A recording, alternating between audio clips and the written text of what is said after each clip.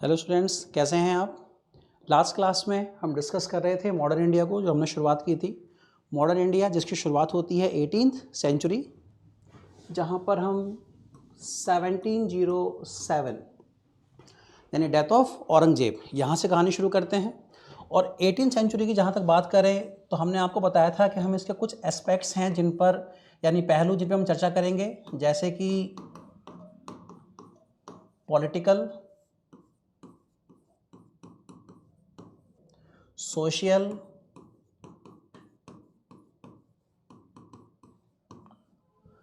और इकोनॉमिकल, यानी इसकी राजनीतिक, सामाजिक और आर्थिक, इन पहलुओं पर भी क्या हम चर्चा करेंगे।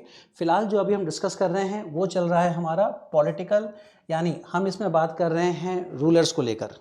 ठीक, यानी 1707 लास्ट क्लास में भी हमने डिस्कस किया था, बताया था आपको, डेथ ऑफ औरंगजेब, जहाँ से मॉडर्न इंडिया की शुरुआत मानी जाती है। और औरंगजेब के मरने के बाद जितने भी रूलर्स गद्दी पर बैठे हैं, इन सबको बोला गया है लेटर मुगल्स।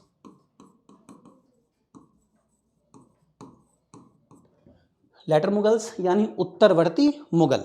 उत्तरवर्ती मुगल यानी औरंगजेब के मरने के बाद मुगल फैमिली में, मुगल खानदान में जितने भी रूलर्स हुए हैं, उन्हें लेटर मुगल्स यानी अंतिम मुगल कहा गया है। और ये अपने आप में कंप्लीट अनकैपेबल थे।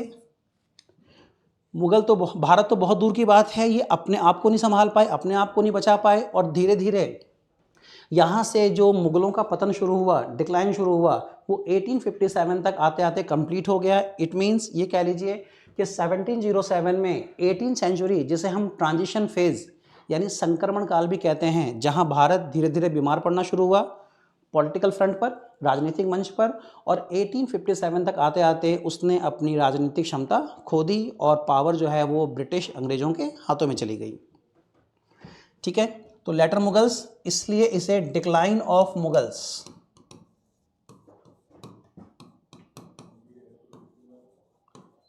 यानी मुगलों का पतन भी कहा जाता है। जहां पर रूलर्स की बात करें तो बहादुर शाह फर्स्ट से कहानी शुरू होती है और Bahadur Shah second, Bahadur Shah second, it means 1707 to 1857। यहाँ पर आकर ये वाला फेज यानी later Mughals, decline of Mughals खत्म होता है, जहाँ बहादुर शाह फर्स्ट से हम बात करना शुरू करते हैं और बहादुर शाह सेकंड पे आकर ख़त्म करते हैं। बहादुर शाह सेकंड, जिन्हें जफ़र भी कहा जाता है। ठीक है, जफ़र इनका नाम नहीं है, जफ़र इनका टाइटल है। ये उर्दू के बहुत बड़े पोएट थे, बहुत बड़े कवि थे और उर्दू में जफ़र नाम से कविताएं लिखा करते थे, इसीलिए इन्हें बहादुर शाह जफ़र कहा गया। ठीक है, लास्ट क्लास में हम बहादुर शाह फर्स्ट इस पे चर्चा कर चुके हैं। आज हम अपनी कहानी शुरू करेंगे बहादुर शाह फर्स्ट के बाद जो लेटर मुगल्स हुए, उनमें से कुछ मुगल्स रूलर्स के बारे में। क्लियर? जो हम आज शुरू करेंगे, बहादुर शाह फर्स्ट के मरने के बाद जो नेक्स्ट मुगल बादशाह गद्दी पर बैठे, वो थे आपके जहांदार शाह, जिन्होंने रूल किया है 1712 टू 1713, यानी 1712 से लेकर 1713, ओनली 1 ईयर, 1 साल। जहांदार शाह, पहले इनके बारे में कुछ कॉमन बातें नोट करेंगे, फिर समझेंगे। जहांदार शाह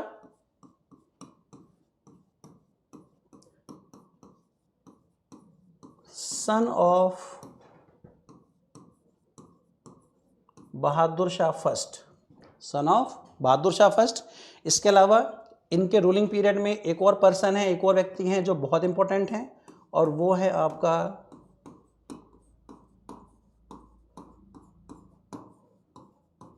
जुल्फ़िकार खान। ठीक, ये वो जुल्फ़िकार खान हैं जिनकी सहायता से, जिनकी हेल्प से जहांदार शाह जो हैं वो मुग़ल बादशाह बने। किसके बाद? बहादुर शाह फर्स्ट के बाद।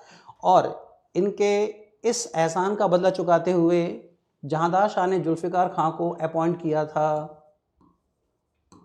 वज़ीर।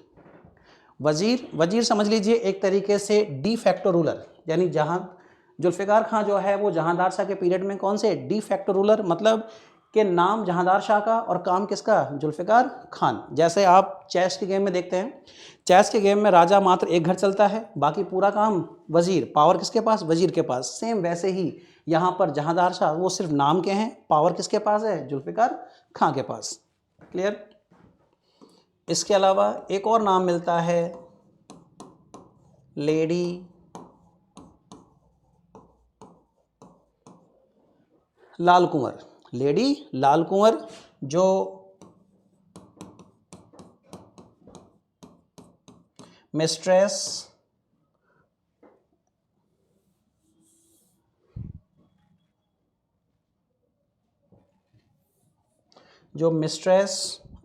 एंड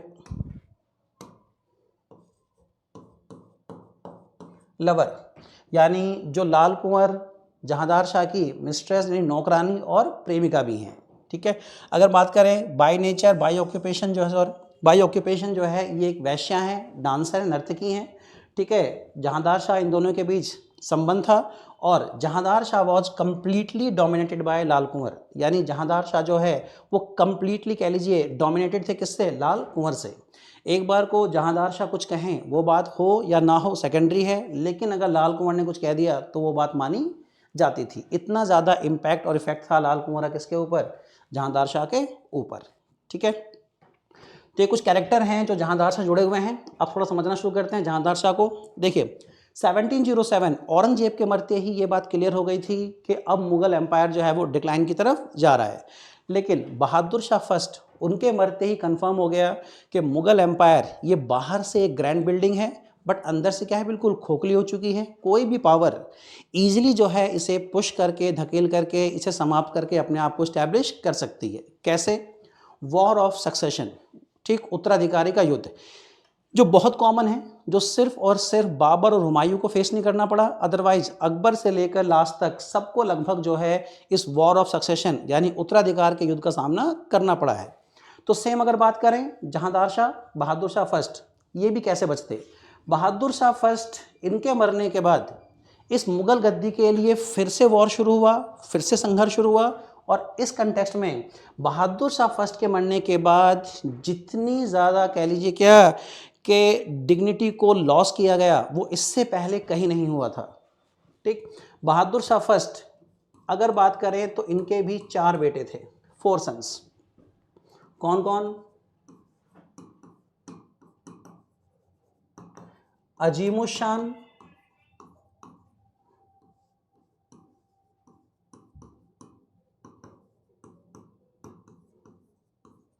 रफ़ीउशान,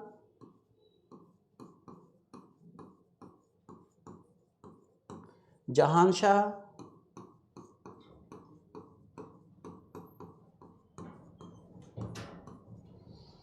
और जहांदार शाह। ठीक है। ये 4 पे बेटे थे किसके, बहादुर शाह फर्स्ट के, अजीमुशान, रफ़ीउशान, जहांशाह और जहांदार शाह। जैसे ही बहादुर शाह फर्स्ट की डेथ हुई, इन चारों के बीच इस मुगल थ्रोन को लेकर जो है लड़ाई शुरू हो गई, बैटल शुरू हो गए। और इसमें से हर व्यक्ति को किसी न किसी ऑफिसर का सपोर्ट है, मुगल नोबल का सपोर्ट है।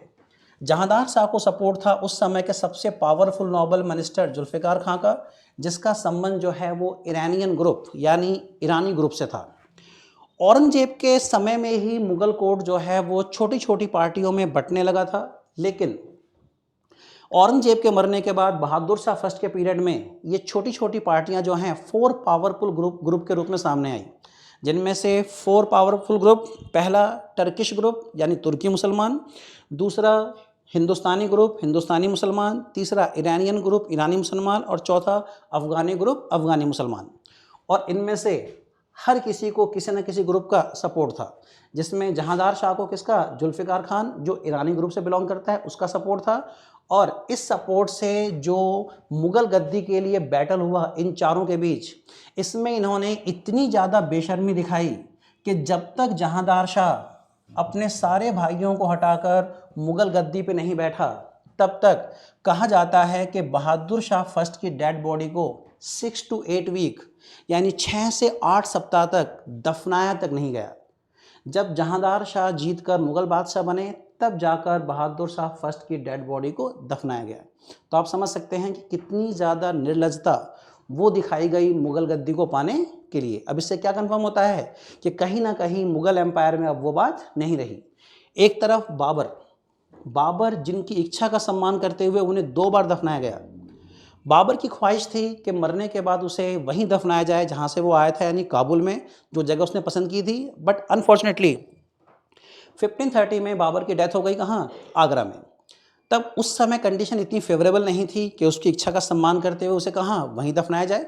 लेकिन जब चीज़ें ठीक हुई उस समय, यानी बाबर के मरने के बाद पहले उसे कहाँ दफनाया गया? उसी के द्वारा बनाए गए आराम बाग में।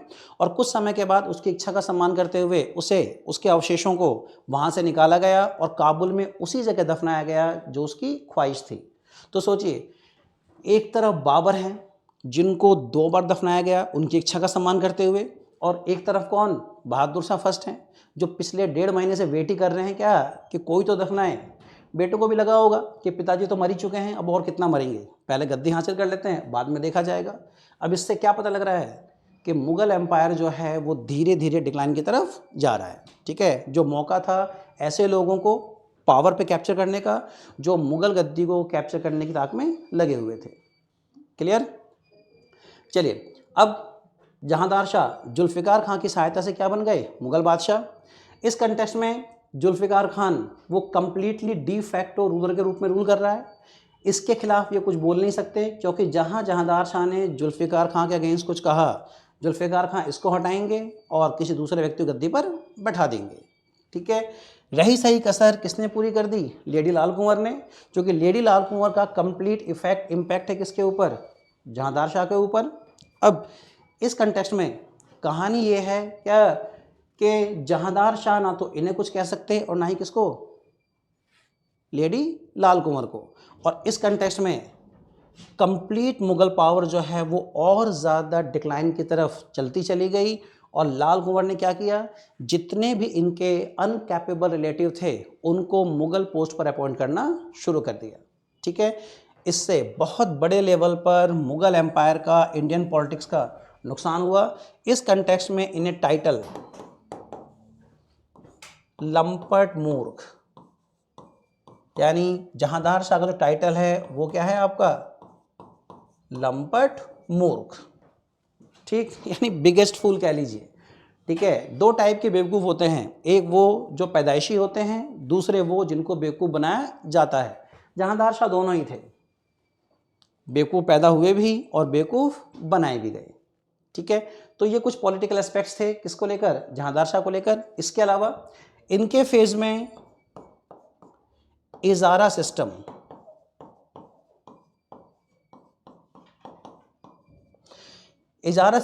इजारा पद्धति को फिर से रीअरेंज किया गया, फिर से जो है रीएस्टैब्लिश किया गया।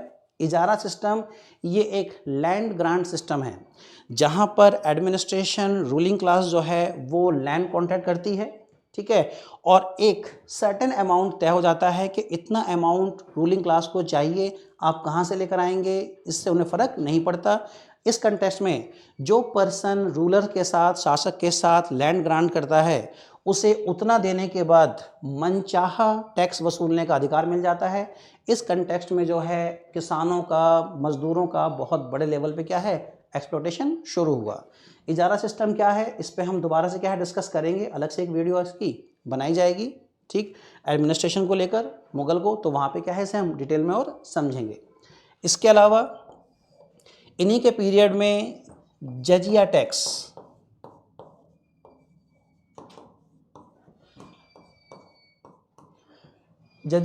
इसको भी एबॉलिश किया गया, इसको भी समाप्त किया गया।